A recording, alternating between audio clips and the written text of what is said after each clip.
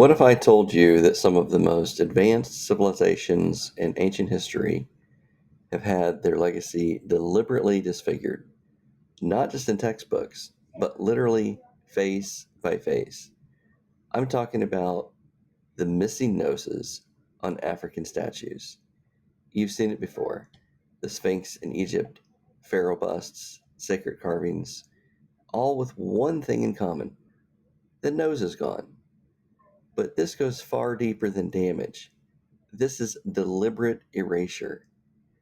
Let's start with the facts. Across the African continent, from Egypt to Ethiopia, from Mali to Zimbabwe, ancient artifacts consistently show intentional damage, especially to the nose and face. It's most famously visible in the ancient Egyptian statues, the Great Sphinx, pharaoh busts, temple carvings. But it's not limited to Egypt. The same pattern occurs in Nubia, Sudan, Benin, Nigeria, Aksum, Ethiopia, Great Zimbabwe, and even ancient Dugon and Timbuktu sculptures. And yet, across Europe, thousands of Greek and Roman statues have stood the test of time, noses intact. So the question is no longer, did this happen?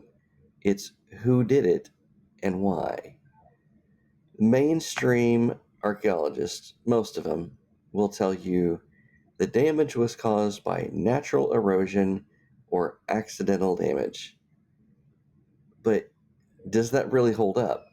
Because if it were natural decay, why are the noses always the first to go, while crowns, ears, hands are always left untouched?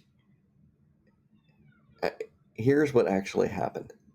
Colonial looters in the 1800s and early 1900s often defaced statues before shipping them to museums, destroying features that clearly identified them as Black Africans.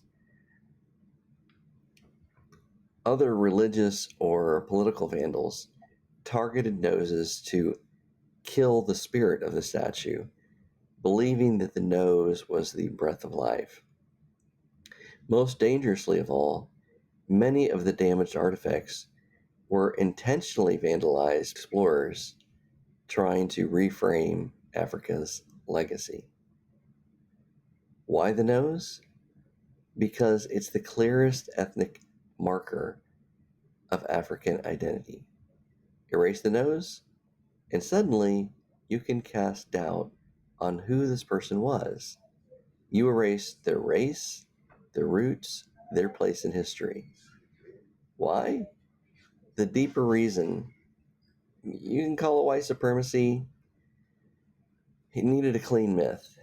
The myth that Africa was primitive before European arrival, that Egypt was somehow Mediterranean, not African, that Black civilizations were incapable of art, architecture, or science without outside help.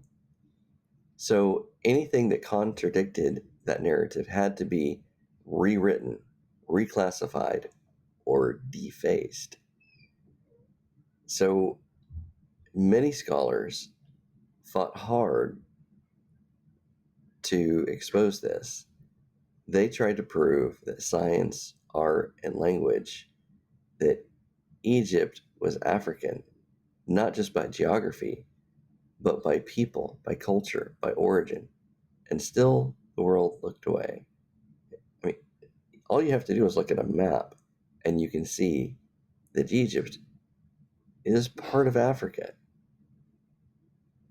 But um, most schools don't really teach it that way. They kind of try to make you think that Egypt is its own other world, like part of the Middle East, but not part of Africa. So, what we lost wasn't just art, we lost the full truth of what African excellence looked like before colonization. We lost monuments to mathematicians, philosophers, builders, and rulers who shaped history. We lost representation, images of Black beauty and power that could have redefined generations of children taught to idolize European empires, and we've replaced them with blank slates, broken faces, missing stories. But here's the part they can't erase. The truth is still there. It lives in the architecture of Nubian pyramids, in the bronze work of Benin, in the ruins of Great Zimbabwe, in the DNA of diaspora. So what can we do? Tell the truth out loud, not watered down, not African adjacent, just African. Protect and digitize what's left. We need archives, replicas, and community storytelling before it's too late. Rebuild what they destroyed mentally and physically. Because history isn't dead, it's just waiting to be remembered correctly. Remember, they broke the noses, but not the legacy. They tried to hide the truth, but not forever. It's up to us, right now, to reclaim and restore what was stolen. Because if we don't tell their story, they'll keep telling it for us. With the noses gone, the truth is missing.